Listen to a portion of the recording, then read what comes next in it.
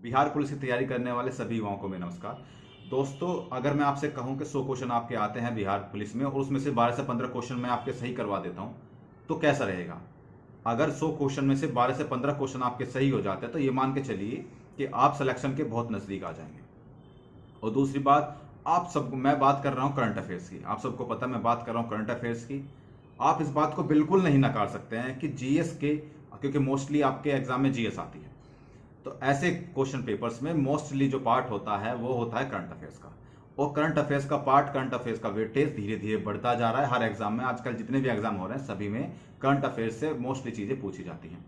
लेकिन इसका मतलब ये नहीं है कि आप बिहार पुलिस के लिए पूरा का पूरा करंट अफेयर्स, इस देश में इस दुनिया में क्या क्या चीजें हो रही हैं, इतनी चीजें पर डे होती हैं, तो आप उसको संभाल भी नहीं पाएंगे। मैं सिर्फ कुछ सिलेक्टेड टॉपिक आपको बताऊंगा, वो सिलेक्टेड टॉपिक पढ़ लीजिए। ये सिलेक्टेड टॉपिक मैं कहां से लाता हूं यार? मैं कहां से लाता हूं? ये सिलेक्टेड टॉपिक मैं लाता हूं लास्ट ईयर के क्वेश्चन पेपर के एनालिसिस से। आपके लिए इतनी मेहनत कर कर के लाता हूं, ठीक है? और आप मुझ पर विश्वास मत करिए, आप खुद लास्ट ईयर के क्वेश्चन पेपर से ये चीज देखिए कि क्या selected last year question papers में इस टॉपिक से क्वेश्चन आए हैं। जिस भी सब्जेक्ट का मैं टॉपिक बताता हूं आप खुद एनालिसिस कीजिए। और अगर आपको नहीं पता कि लास्ट ईयर के क्वेश्चन पेपर कहां से खरीदें, तो एक किरण पब्लिकेशन की एक बुक आती है जो लास्ट ईयर के क्वेश्चन पेपर्स, जिसमें है 2010 से 2022 तक। और सबसे मेन बात उसकी है कि वो वेल एक्सप्लेन्ड करके क्वेश्चन को दिए हुए हैं, आपको बहुत बेहतर तरीके से वो चीज़ समझ में आएगी। और अगर लास्ट ईयर क्वेश्चन पेपर्स आप वहां से देखते हैं तो यकीन मानिए कि आपको ये पता चलेगा कि आपकी तैयारी किस स्तर की है, आप कितने क्वेश्चन सोल्व कर पा रहे हैं उसमें से, और क्वेश्चन किस टाइप के आते हैं, किस लेवल के क्वेश्चन आते हैं। आप ये सारी चीजें एनालिसिस कर पाएंगे वहां से। तो चलिए शुरू करते हैं, ज्यादा टाइम नहीं लेते हैं, शुरू करते हैं कि करंट अफेयर्स के कौन कौन से टॉपिक आपको पढ़ने हैं। तो सबसे पहले इसको आप नोट करते चलिए। करंट अफेयर्स के लिए सबसे पहला जो टॉपिक है, देखिए हमारा जो एग्जाम जितना डिमांड करेगा हम उतना करंट अफेयर्स पढ़ेंगे। हम ऐसा नहीं कि बिना फालतू की चीजें पढ़ते जा रहे हैं, नहीं। हमारा जो चाहिए हमें सिर्फ वो चीज हम पढ़ेंगे। और लास्ट ईयर के लास्ट एक साल का आप करंट अफेयर्स पढ़ लीजिए। आप ज्यादा मत पढ़िए, नहीं 1.5 साल का, 2 साल का नहीं, भूल जाओ यार। सिर्फ एक साल का करंट अफेयर्स पढ़िए, वो इनफ है आपके लिए, ठीक है? तो नंबर 1 टॉपिक लिखिए, सरकारी योजनाएं। जितनी भी सरकारी योजनाएं आती हैं तो बजट में आती हैं या समय समय पर आती रहती हैं, आपके बिहार की और केंद्र की। आप उस चीज को ध्यान रखिएगा, उस चीज को पढ़ते रहिएगा। दूसरा है व्यापार और आर्थिक सर्वे। देखिए बजट, व्यापार और आर्थिक सर्वे ये आपको बिल्कुल रटा होना चाहिए, क्योंकि आर्थिक सर्वे बहुत क्वेश्चन पूछे जाते हैं, बजट से क्वेश्चन पूछे जाते हैं, ठीक है? तीसरा टॉपिक है, आप इनको लिखते रहिएगा। तीसरा टॉपिक है जो कंबाइंड युद्ध होते हैं ना हमारे, जो मिलिट्री एक्सरसाइजेज होती हैं, जैसे हम चाइना के साथ करते हैं या फिर यूएसए के साथ करते हैं, जापान के साथ करते हैं, तो जो मिलिट्री एक्सरसाइजेज होती हैं वो कहाँ हुई हैं और किन दो देशों के या 3 देशों के बीच में हुई हैं, ये सारी चीजें आपको। और डिफेंस में नई डील क्या हुई है किसी दूसरे देश के साथ, वो चीज आपको याद रखनी है। चौथी है रिपोर्ट एवं रैंकिंग। जो ऑर्गेनाइजेशन रिपोर्ट बनाती हैं, जैसे डब्ल्यूएचओ बनाती है या फिर कोई भी बनाती है, तो उन रिपोर्ट को आपको याद करना है, ठीक है? और सबसे बड़ी बात यह है कि उन रिपोर्ट को जारी करने वाला जो ऑर्गेनाइजेशन है उसको आपको याद रखना कि कौन सा ऑर्गेनाइजेशन इस रिपोर्ट को जारी करता है, और इस रिपोर्ट में भारत की रैंकिंग क्या है, और सबसे फर्स्ट पे कौन है और सबसे लास्ट में कौन है। सिर्फ ये चीजें याद रखनी है इसमें आपको, बाकी और कुछ याद नहीं करना है। पांचवा है जलवायु और वातावरण, क्योंकि आजकल जलवायु और वातावरण से बहुत ज्यादा क्वेश्चन पूछे जाते हैं, तो इसमें जो भी न्यू अपडेट होता है वो आपको याद रखना है। छठा है अवार्ड और सम्मान।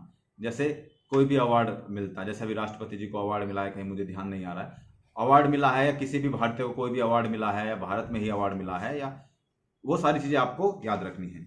सातवां पॉइंट है, कोई भी चर्चित जगह है या कोई भी चर्चित पुरुष है जो इस टाइम बहुत चर्चा में है, उसकी सारी डिटेल आपको याद रखनी है, ठीक है? यहां से क्वेश्चन आ जाते हैं।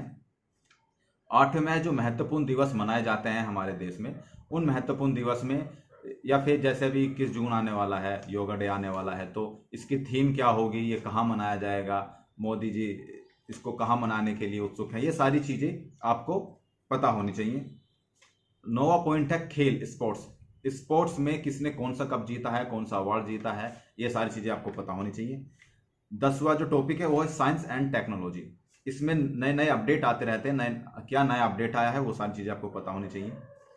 11वां जो टॉपिक है वो होती हैं बैठकें, जैसे G20 की बैठक हुई है, तो ये सारी बैठकें होती हैं, कहाँ हुई है, किस किस प्लेस पे हुई है भारत में, आगे कहाँ होंगी, तो ये सारी चीज़ें आपको पता होनी चाहिए। बैठकें बहुत होती हैं, केवल G20 की बात मैंने एग्जाम्पल लिया है।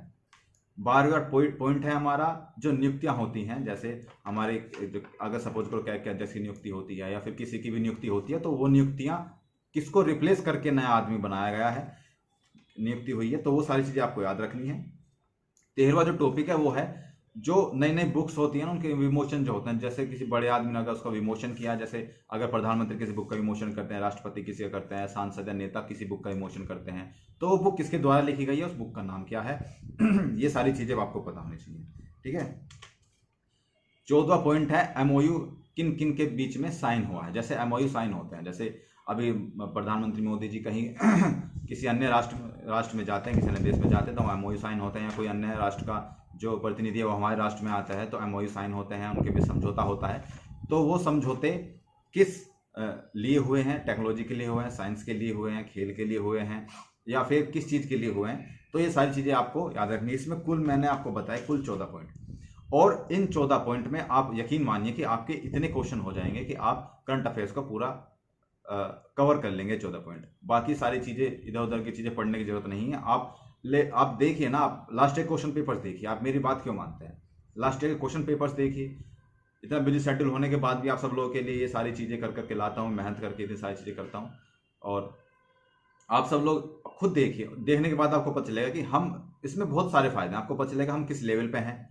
ठीक है। दूसरी बात पता चलेगी कि एग्जाम में जो क्वेश्चन आते हैं, किस सब्जेक्ट से कितने क्वेश्चन आते हैं और किस लेवल के क्वेश्चन आते हैं। कहीं ऐसा नहीं बहुत हार्ड क्वेश्चन आ रहे हैं और हम बहुत ईजी की तैयारी कर रहे हो, या हम बहुत हार्ड की तैयारी कर रहे हो, क्वेश्चन इतने हार्ड नहीं आते हैं। तो हमको केवल वही चीज़ परफेक्ट चाहिए जो हमारे एग्जाम के लिए परफेक्ट है। हमें ना तो बहुत हार्ड की पढ़ने की जरूरत है, ना हमें बहुत ईजी पढ़ने की जरूरत है। ठीक है। हम उस तरीके से पढ़ेंगे जो हमारे एग्जाम को क्लियर कराते। बस इस टाइम हमें सिर्फ जरूरत है एक नौकरी की, एक वर्दी की, और हमें सिर्फ वो लेकर रहनी है। हमें जब बीपीएससी का एग्जाम देंगे तब उसके लिए अलग पढ़ाई करेंगे, हम अभी से उसके लिए पढ़ाई नहीं कर रहे हैं। अगर आप किसी अन्य एग्जाम की तैयारी कर रहे हैं, सपोज करो आप बीपीएससी की तैयारी कर रहे हैं और आप सोच रहे हैं कि हम बिहार पुलिस को तो ऐसे यूं निकाल देंगे, गलत फहमी है। वो इसलिए क्योंकि दोनों का लेवल अलग है।